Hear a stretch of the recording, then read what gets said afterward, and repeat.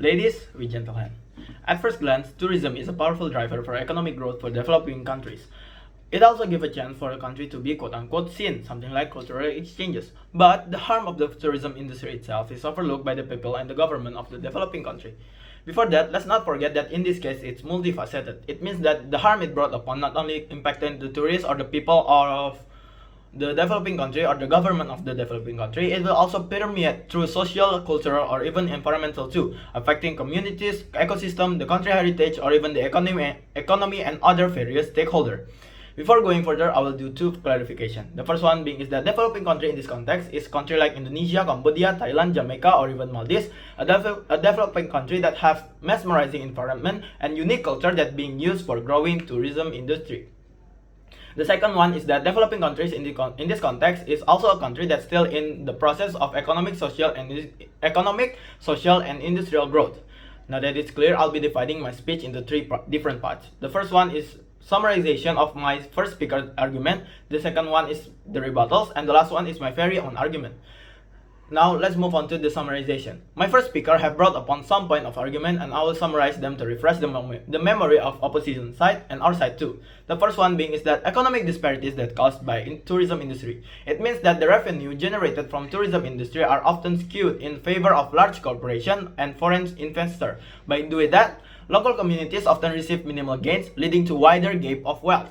As some of us may know, the second one is that, as some of us may know, tourism is ranked as one of the three largest exports in developing countries. It means that the reliance on tourism for developing countries that often overlooked can and will leaving them vulnerable. Vulnerable in meaning that when something like natural disaster, political instability, or even shift in travel trends can devastate the tourism industry, leaving a big economic hole for the developing country that we know they need every bit of money for the country to develop. Something that our country, Indonesia, might feel in some year in the future.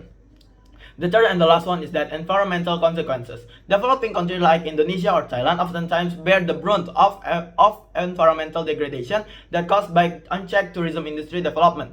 Something like deforestation, habitat destruction, pollution, and even waste mismanagement. Something like that will happen in a fragile country that are still developing. We can take example on Indonesia, that most of the place that has tourist like beach oftentimes have lots of waste there. Now that I've summarized what my first speaker have said, let's move on to my rebuttals. The first one being is that the opposition side of the house believe that economic disparities or wealth gap is not something that's solely caused by tourism. Now by saying that, opposition side fails to acknowledge about how disproportionate distribution of tourism revenue really is. Large corporations oftentimes siphon profit, leaving local communities marginalized.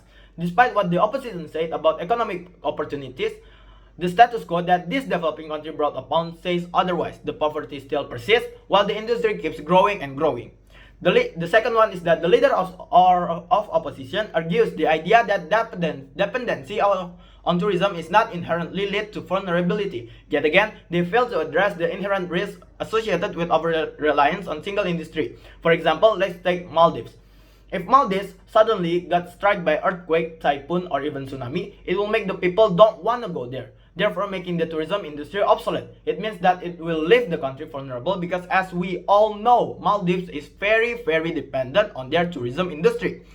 Now, as the Deputy Prime Minister, I will bring the view further and further to prove that tourism industry harm overweigh their benefit to developing countries. The first one is that beyond the economic disparity, tourism industry have also impacted the social life of people in the developing countries because they do not care about the authenticity of cultural heritage of said country. Sorry, the only thing that they care is money.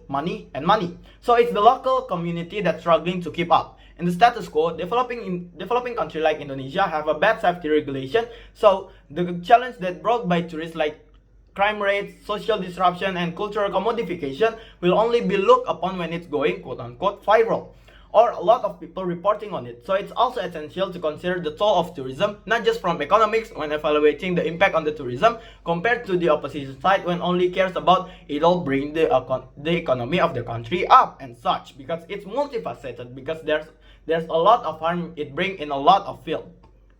The second one is that now let's change actors.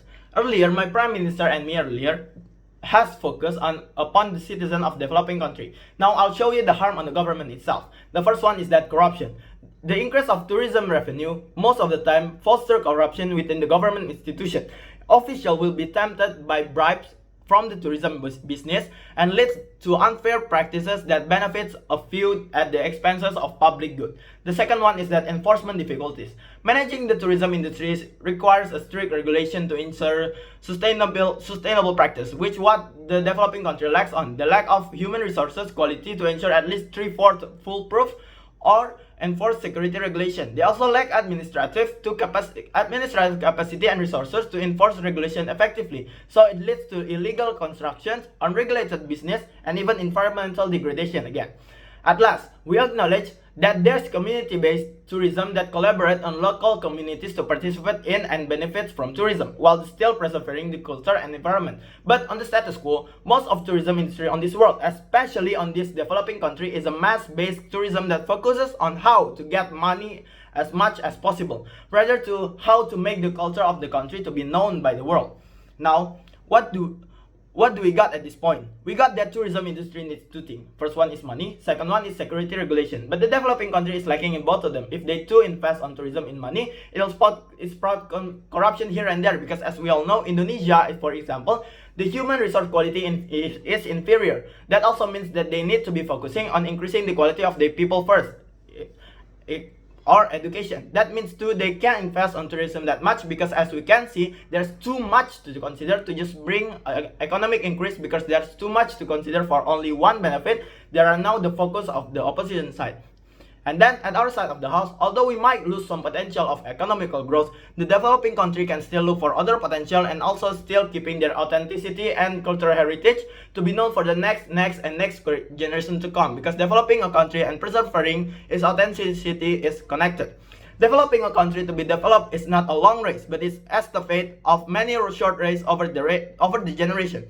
If we fail to even preserving the authenticity and the heritage that we have, where will the next generation find strength? Where will they find their inspiration to move on if we as a people, as the generation right now, can't even preserve what used to be ours? And that's a wrap from me. Thank you.